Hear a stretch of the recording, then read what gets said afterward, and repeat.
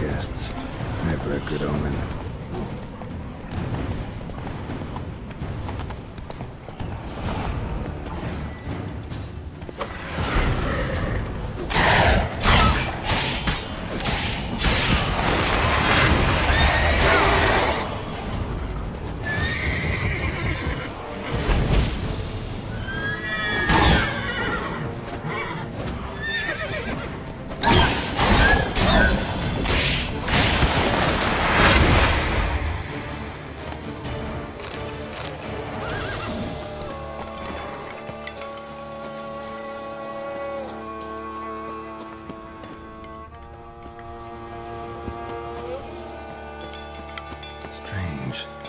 Sense that the spoons are beating out some kind of rhythm, a message, trying to tell me something.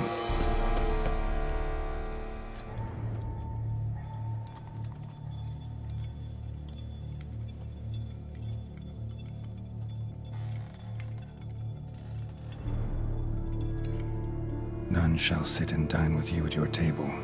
No spoon you have shall sate you. Never again shall you wish to spy your reflection in the mirror. Sounds like a curse, all right.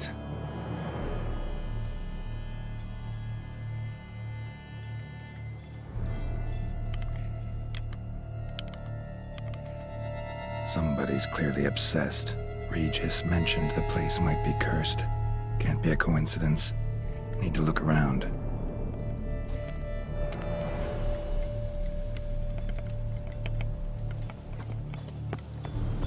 Pigsty. Need to search it thoroughly. Find a way to collect some white saliva. White's obsessed. A real collector. Thoroughbred. Spoon. Pretty ordinary. Maybe a little old. Spoon's incredible. The craftsmanship. Must have graced a rich man's table.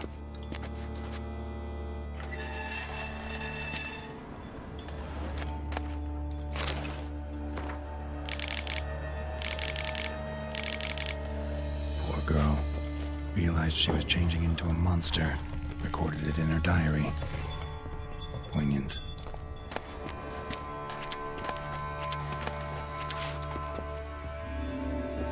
Smashed mirror, as if someone couldn't stand to look at themselves.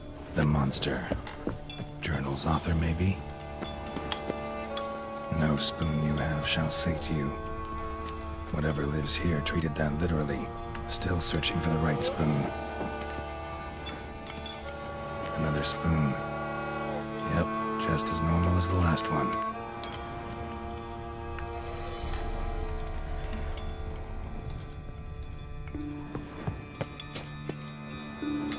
White's obsessed. A real collector.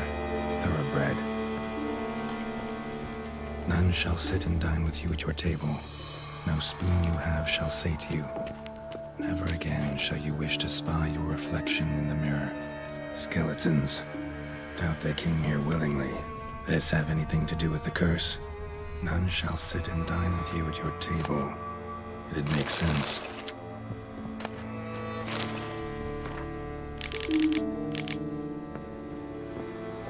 Woman's name scratched into this wooden spoon. Romantic. No claw or fang marks. Probably choked to death. Right arm bit right off. Teeth all knocked out. Somebody tried to force feed him. Broken neck. Indentation in the skull's lateral surface. Smacked in the head with something heavy.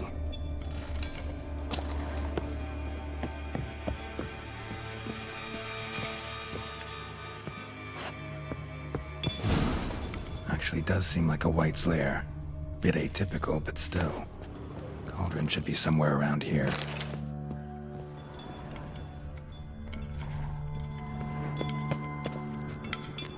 Cauldron I was looking for.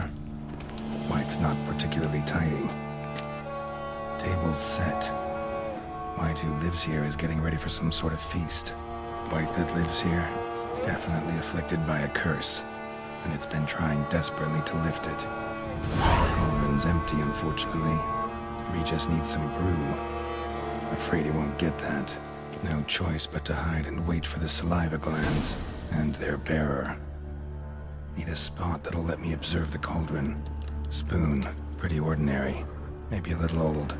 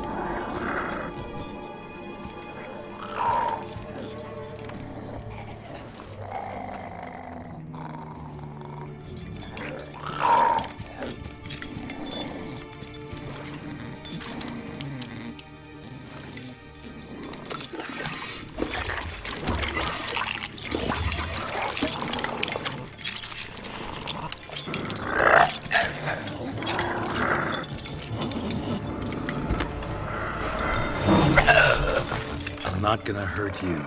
Wanna help? I've seen the words of the curse on the walls. Think I know how to lift it.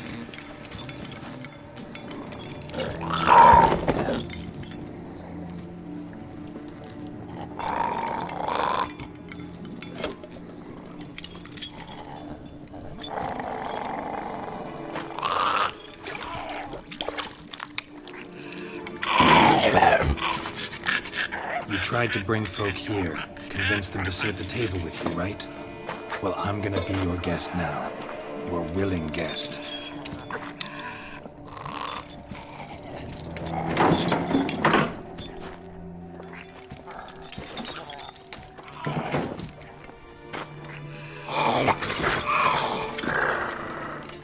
Just need a bit for Regis. And now we'll tend to you.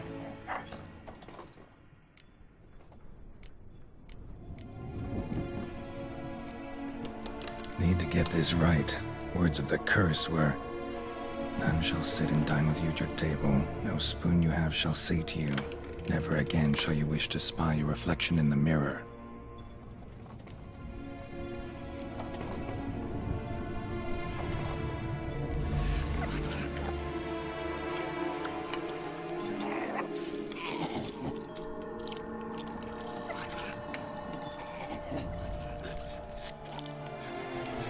This isn't right.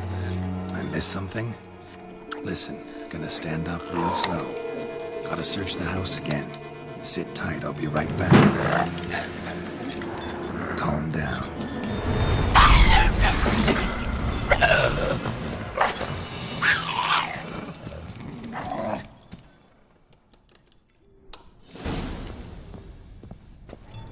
Damn it, didn't work. Ate that vile stuff for nothing. Got the brew for Regis at least. Can't do anything for the white though. Seems I'll have to kill the white in its own junk heap.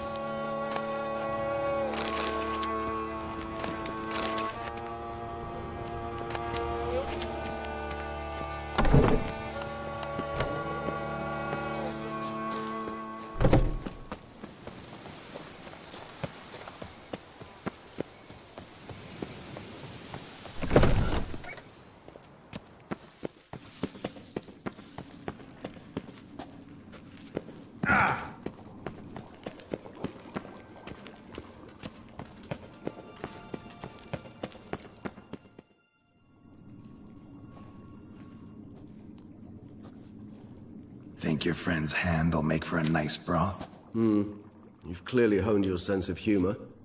But we are not cannibals, Geralt. I took a fragment of tissue from their hand. It will suffice to prepare some resonance. What did you do with the rest? I cremated it, as our codex commands. A raven told me you'd acquired the necessary ingredient.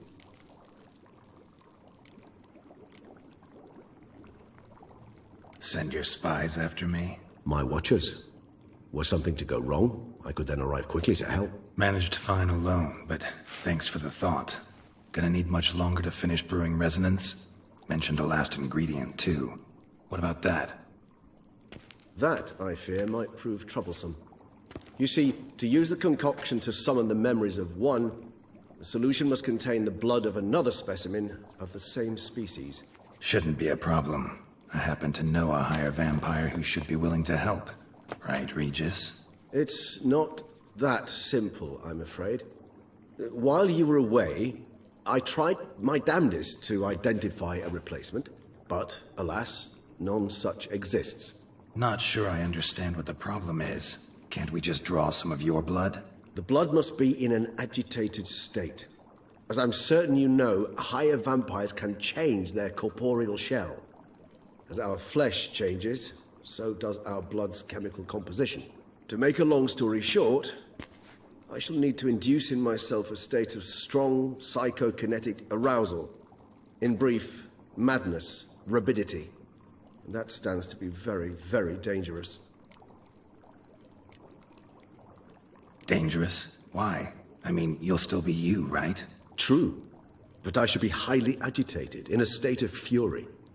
You know better than I that fury cannot be controlled. If you've ever seen an enraged vampire, you know very well that all who find themselves nearby will be in grave danger. How will we handle that? I'd rather not have you lunge at me, claws extended. That makes two of us. But worry not. I've thought it through very thoroughly. Details to follow soon. All right, so what do you want to do? We shall visit Tesha Mutna, an ancient vampire estate. There we will find cages suspended in the air. I will enter one, be confined. You will lure beasts there. Beasts you will then kill. The bloodletting should prove profuse. Abundant enough so that the blood scent will drive me mad. Wild.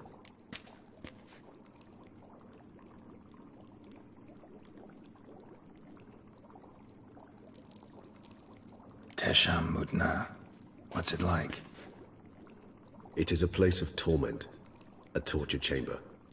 Long ago, shortly after we'd arrived in this world, one among us named Kagmar developed such a taste and lust for human blood that in one night he could imbibe an entire village. This brought trouble on the entire species. Common folk wearied quickly of living in constant fear. They began to hunt us, seek the aid of mages and witches in tracking us down. So what? Not like they could ever hope to kill you. But they were bothersome.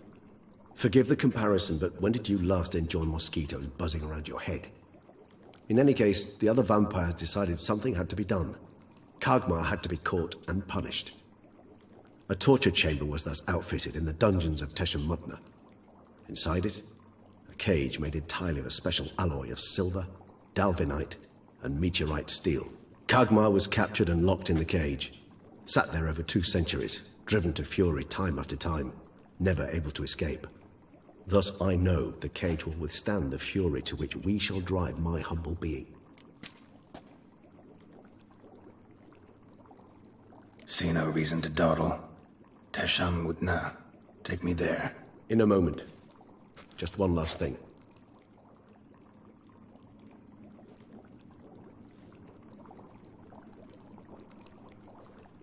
What was that? Blood. Oh, the last favor the Raven did me. I've also taken some sancurium, a solution that sharpens one's sense of smell. One drop of blood shall smell like a gallon to me now. You crazy? You're a recovering addict. Your outrage warms my heart, Geralt. But you must remain calm. I had no choice.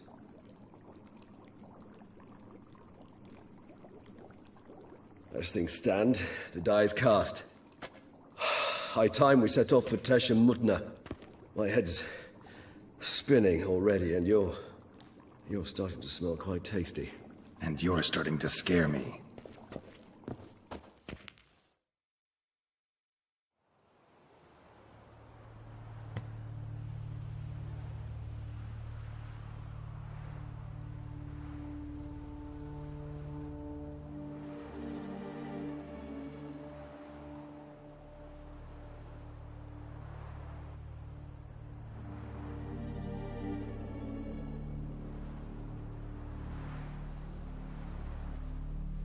We have arrived.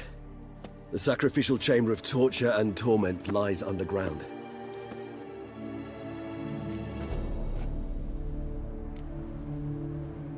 Sure you know what you're doing? I can only hope I do. Please, let's go. The longer we delay, the less control I shall have of my faculties. I'd really prefer not to hurt you. You lead.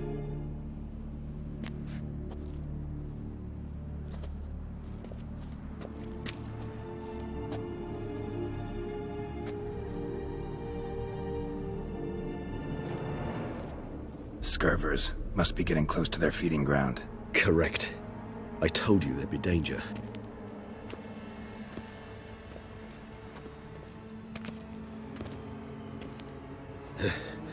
Beyond this wall lies... An ancient vampire dungeon. Seen a lot of things in my time. Nothing quite like this, though. I feel honored.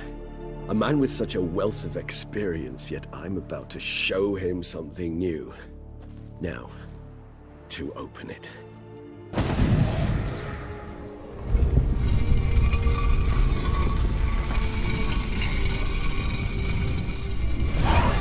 How the hell? It's an ancient form of protection against unwanted guests. The mechanism which releases the latch reacts only to a higher vampire's blood. Tricky mechanisms, a vampire hideout, fortified, secured. Must have been important to your species once, Toussaint. It shall always be so. During the conjunction, the gate from our world into this one opened upon this land and no other. This was the first place we saw.